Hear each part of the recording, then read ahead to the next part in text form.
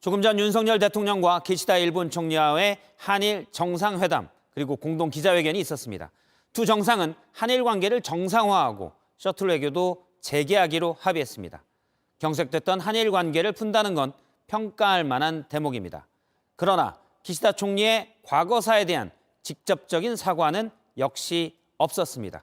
또 우리 정부에 비해 일본 정부의 호응이 부족하다는 지적에 대해서도 일본 총리는 답을 하지 않았습니다.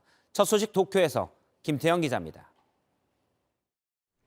윤석열 대통령이 탄 차량이 총리 관저로 들어섭니다. 입구에서 기다리던 기시다 총리가 윤 대통령을 직접 맞이합니다.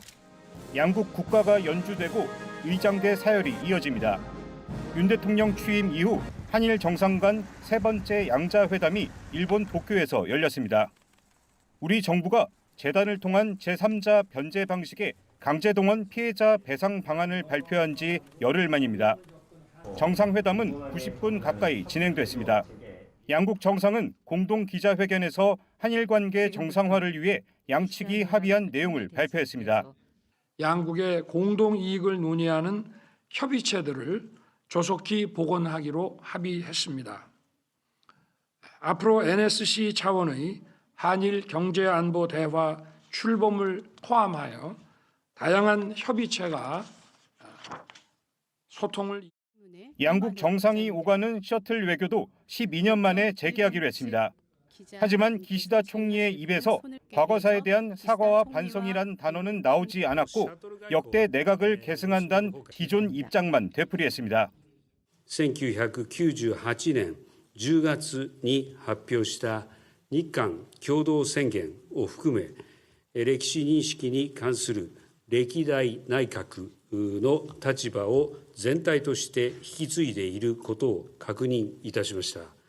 기시다 총리는 또 우리 정부의 노력에 비해 일본 정부의 호응 조치가 부족하다는 한국 내 여론에 대한 입장을 묻자 즉답을 피했습니다.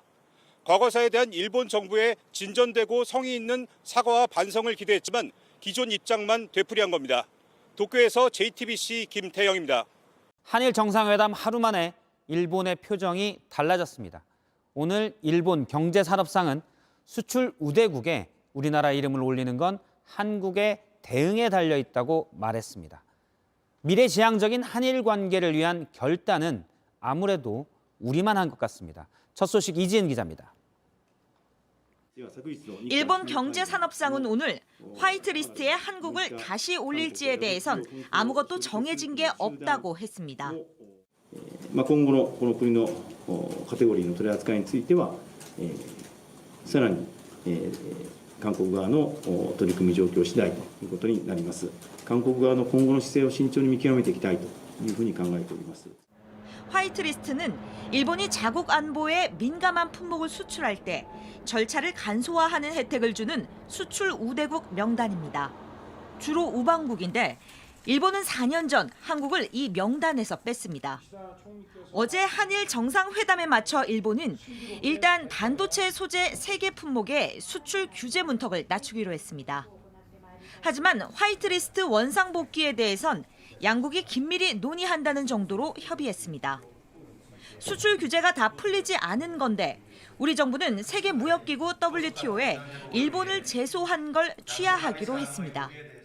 산업통상자원부는 WTO 제소 취하는 반도체 소재에 대한 수출 규제를 풀어서 한 것으로 화이트리스트와는 관계없다는 입장입니다. 하지만 일본에선 반도체 수출 규제도 완전히 푼 게 아니라는 말이 나옵니다. 일본 정부는 오늘 반도체 소재 3개 품목에 대한 수출 관리 운용을 재검토하기로 했다고 밝혔습니다. 일본 언론들도 수출 해제가 아닌 완화임을 강조했습니다. 그럼에도 불구하고 한국이 지금 이 시점에서 WTO 제소를 취하하는 것은 우리 스스로 더 가질 수 있는 레버리지를 버리는 게 된다. JTBC 이지은입니다. 네, 또 짚어볼 게 있습니다. 바로 독도와 위안부 피해자 부분입니다. 일본에서는 어제 정상회담에서 언급됐다고 보도했는데 대통령실은 그런 논의를 한 적이 없다고 했습니다. 김현애 도쿄 특파원을 연결해 좀 더 자세히 짚어보겠습니다. 김 특파원, 먼저 독도 문제를 물어보기 전에 조금 전에 기시다 총리의 기자회견이 있었죠. 어떤 얘기가 나왔습니까? 네, 한일 정상회담에 대한 질문이 하나 나왔습니다. 기시다 총리는 한일 관계 정상화를 위한 큰 한걸음이라고 평가했습니다. 들어보시죠. 困難な決断と行動をされたユン大統領には心から敬意を表したいと思います。 네, 어젯밤 두 차례 만찬에 대해선 사적인 대화뿐 아니라 서로 신뢰를 높이는 대화를 했고 또 즐거운 술을 마셨다고도 했습니다.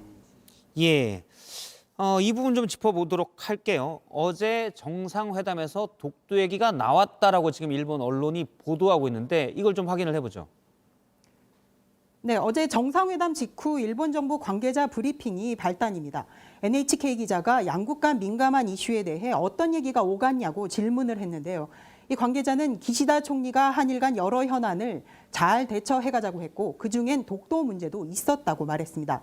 이걸 바탕으로 기시다 총리가 정상회의에서 독도 영유권 문제를 언급했다는 일본 언론의 보도가 나왔는데요. 하지만 대통령실은 강력히 부인했습니다. 오늘 오전 브리핑을 열고 소인수 회담에서도 또 확대 회담에서도 독도 관련 얘기는 전혀 없었다고 반박했습니다.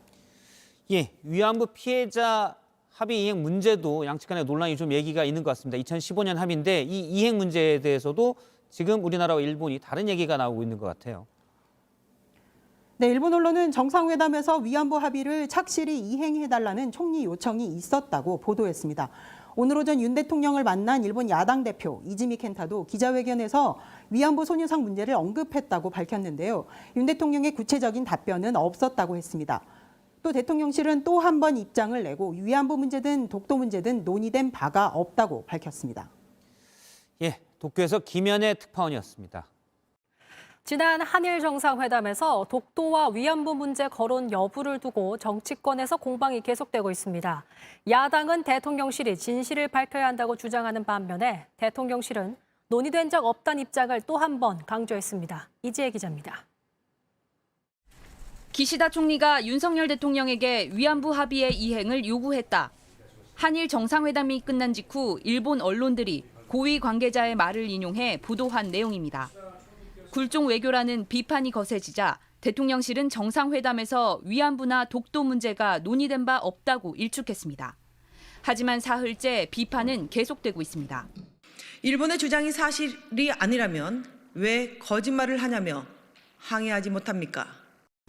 대통령실은 오늘 독도나 위안부를 논의한 적 없다고 또 한 번 강조했습니다.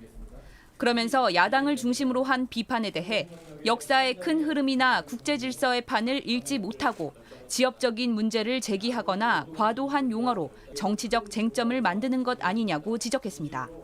특히 윤 대통령이 한일 미래 관계를 위한 중요한 결단을 했다며 이제는 기시다 총리도 호응해야 한다고 강조했습니다.